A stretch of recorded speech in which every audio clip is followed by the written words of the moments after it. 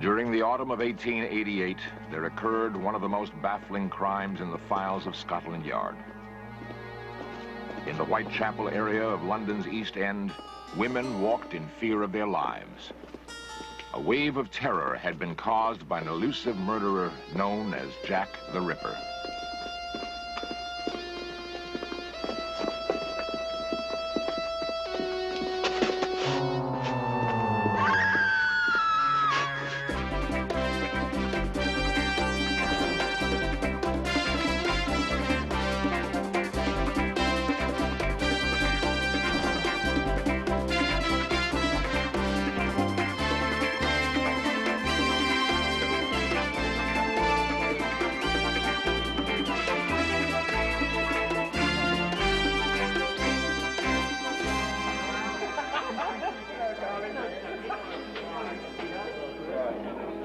Incredibly, Jack the Ripper always did his work near potential witnesses, and even the police themselves.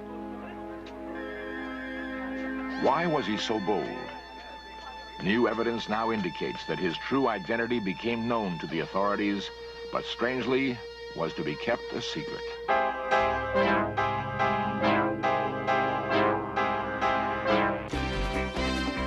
This series presents information based in part on theory and conjecture. The producer's purpose is to suggest some possible explanations, but not necessarily the only ones, to the mysteries we will examine. London, the center of the Victorian Empire, on whose colonies the sun never set. The home of kings and queens, of magnificent monuments that only 1,000 years of royalty could build. But it was also a city of cruel paradoxes. No one knows how many vagrants wandered the East End streets attempting to eke out an existence. Jack London called them the people of the abyss, poor, miserable human beings clinging to the garbage heap of life. Against this backdrop would be played one of the most provocative unsolved crimes of the 19th century.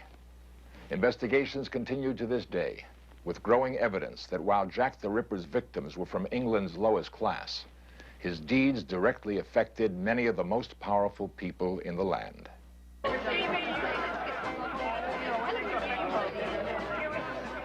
On the night of August 31st, 1888, Mary Ann Nichols, a woman separated from her husband, found herself once again in the wretched East End. She had no money to secure a bed at a common lodging house where she had previously stayed.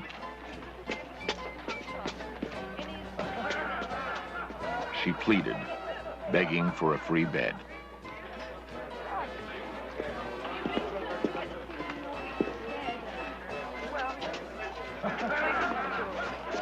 Realizing the hopelessness of her cause, Mary Nichols decided that she would sell her precious bonnet for the entrance fee. Less than 1.5 hours later, she became the first victim of Jack the Ripper. Wendy Sturgis, a BBC reporter, researched the murders. The overcrowding that happened was rife. People didn't normally live in a house. They had a room in a house, and possibly 5 or 6 people in their family lived in that room. There were times when people didn't earn any money whatsoever. So they would live in what were called doss houses or common lodging houses, which costed a lot of money. And there, people were drunk and didn't have any food. They drank gin. Gin cost a considerably little amount of money for a colossal amount of gin. With the overcrowding and with the drunkenness, there was no privacy. Once you're drunk, you lose all sense of yourself and your own character. You lose your pride, basically.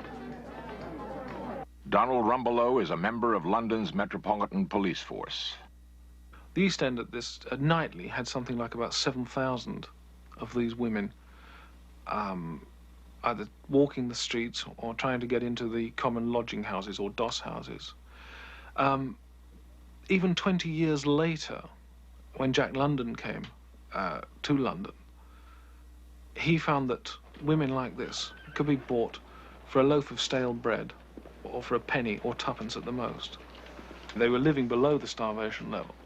And so, if somebody offered them as little as sixpence or a shilling, or even fourpence, which was the price for a bed for the night, they would have gone with him.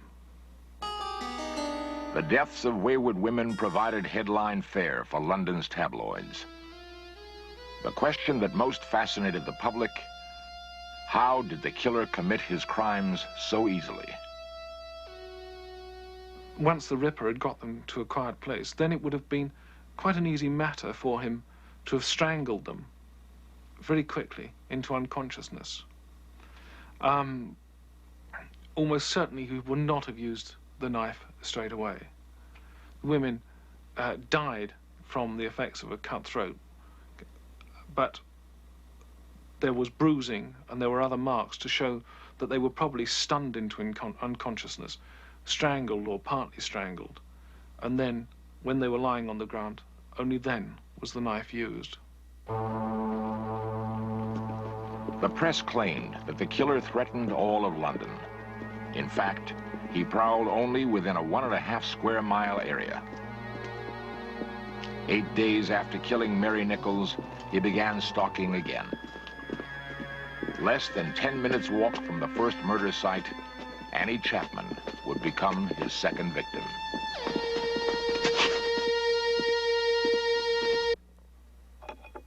Somehow, the psychopathic needs of the killer were not being satisfied.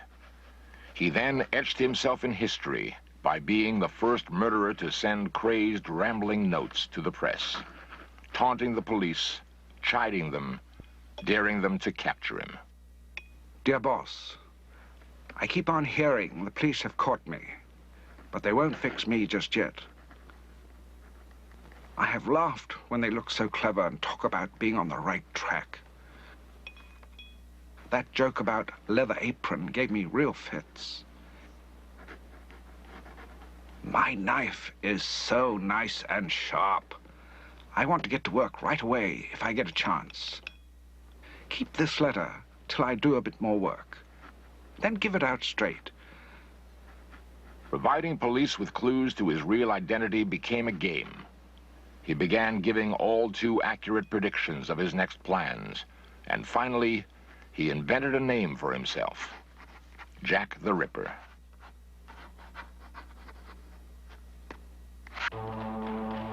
In the darkened alleys of the East End, Catherine Eddowes made her way home alone. She was not particularly afraid now. Nothing had been heard from the killer in over 3 weeks. There was no way she could know that on this night, Elizabeth Stride had already been murdered. But apparently, because the killer was dissatisfied by some aspect of the act, he needed to murder again.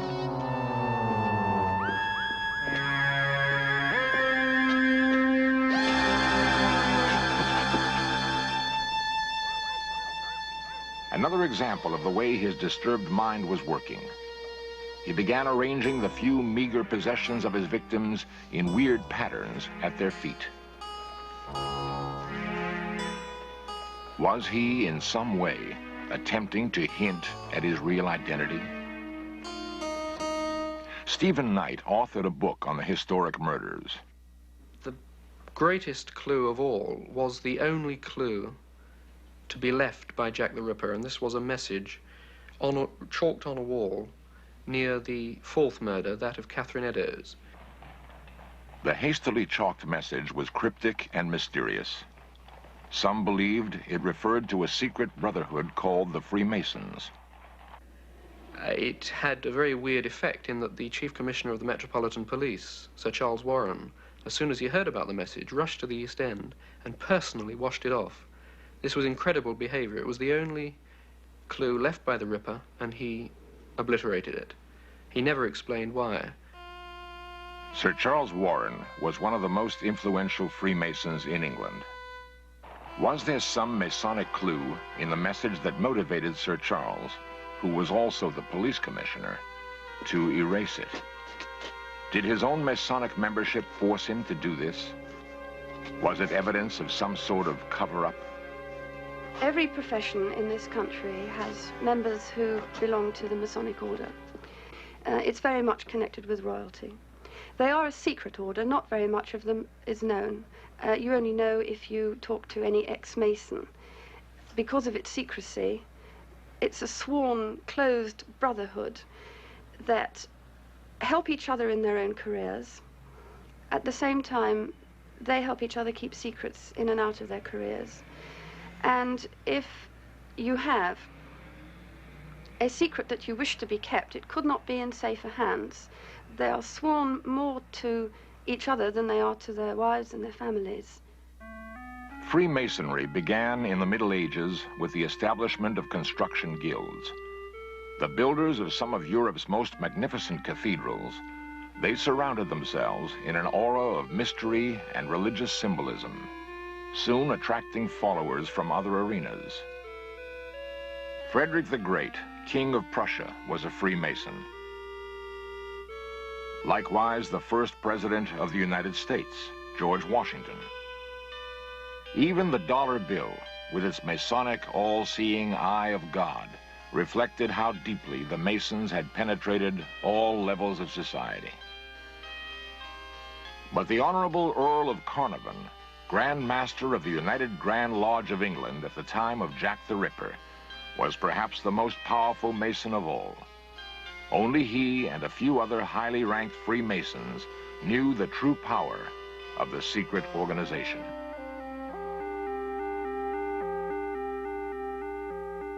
The basic tenet of Freemasonry is secrecy, and to protect this, Freemasons say in their ritual that they will go to any lengths. Nobody is really expected to take this seriously. It is basically pantomime. For instance, in the first degree of Freemasonry, that of the entered apprentice, an initiate swears to have his throat cut from left to right if he betrays Masonic secrets. He also agrees to cut the throat of a fellow Mason from left to right if he betrays Masonic secrets. This is meant to be purely ritual and pantomime, but in the case of Jack the Ripper, a leading Freemason took the various brutal oaths of Masonry absolutely literally and carried them out. Was Jack the Ripper a high-ranking Freemason? To find the answer, In Search of cameras would have to explore the world of English royalty.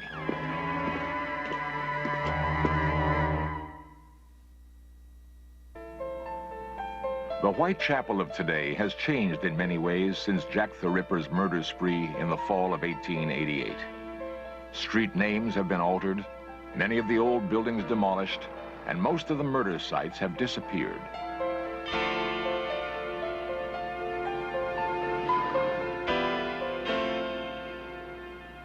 The interest and fascination with Jack the Ripper lives on, however, despite the absence of most of the physical evidence, including files that were supposedly tucked safely away in the secure vaults of Scotland Yard. Dr. J.M. Cameron, chief pathologist of the Home Office, has dealt with the problem of these sketchy files while pursuing his own personal investigation. I feel that any police officer nowadays would be disgusted with any of his juniors or the pathologist if they were to submit reports, as we are led to believe were submitted in the Jack the Ripper cases. There have been many views and passed as to who it could have been, whether he was a medical man or had medical knowledge, or whether they had any knowledge as to, say, a butcher or a fishmonger. There is no evidence in any of the photographs that I've seen of the victims which would lead me to believe that he was a doctor, because if he was, or if he were to be, he should have been struck off the medical register because of his technique.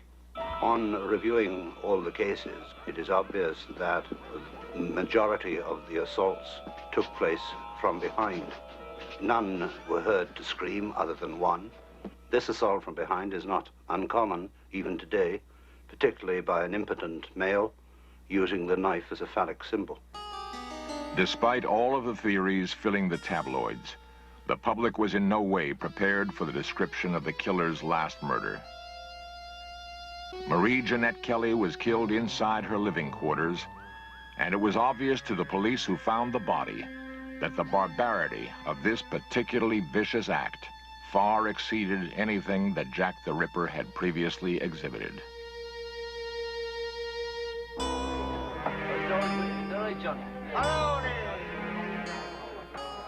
How could the murders have been committed within potential view and earshot of so many people? What made it possible for the killer to escape so easily, especially with the police on alert in Whitechapel?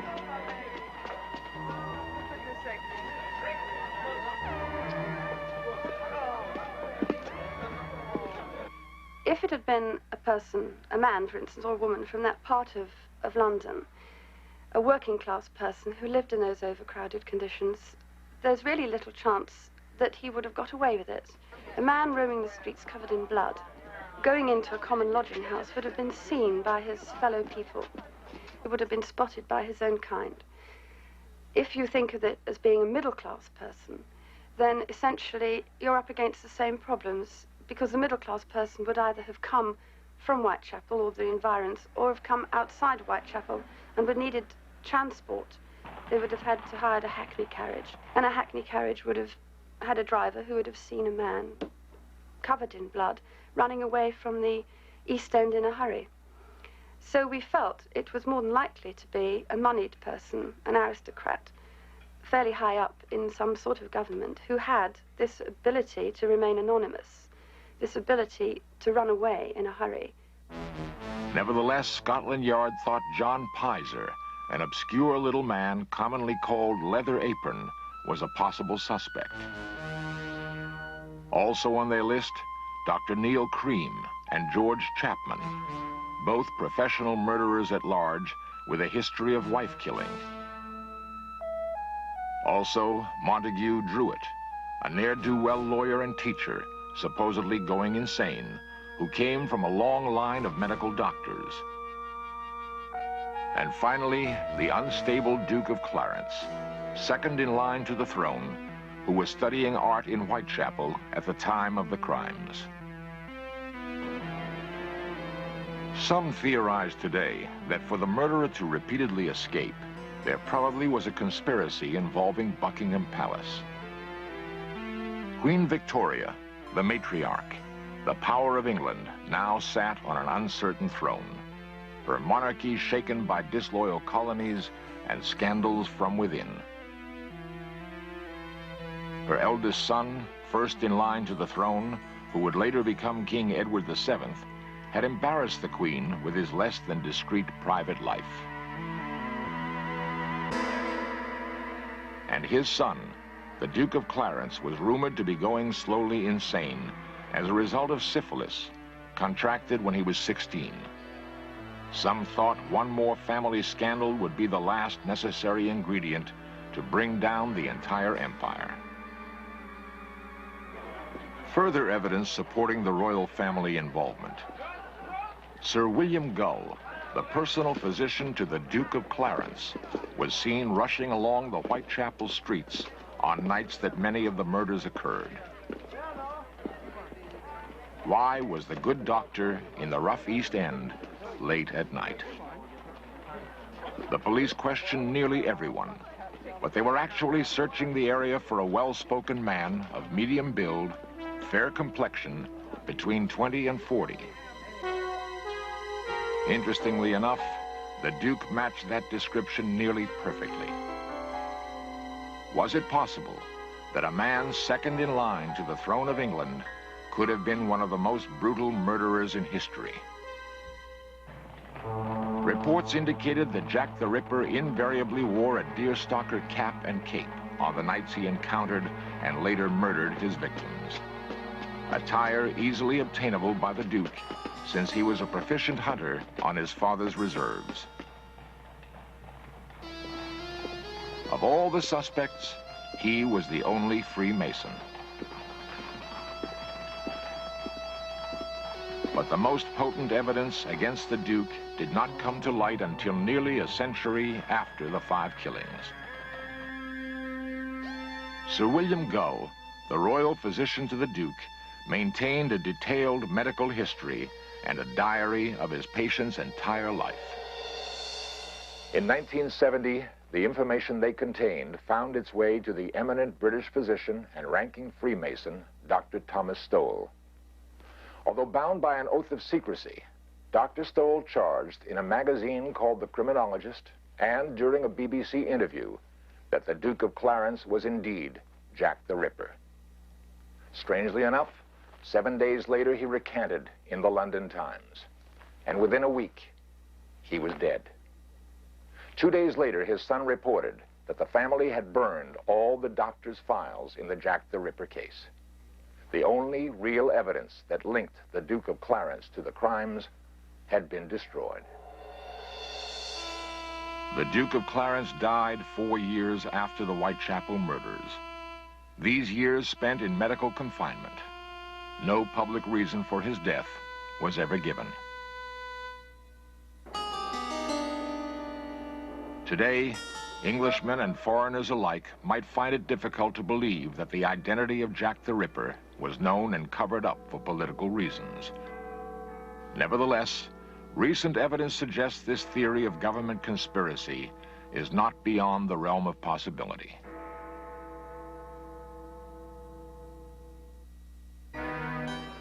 Jack the Ripper was the first mass murderer to receive international press coverage. Such publicity undoubtedly stimulated his psychopathic needs. Since that time, other violent criminals have been inspired by his ability to capture the attention of the press. Unfortunately, this is the most profound part of the legacy left by Jack the Ripper.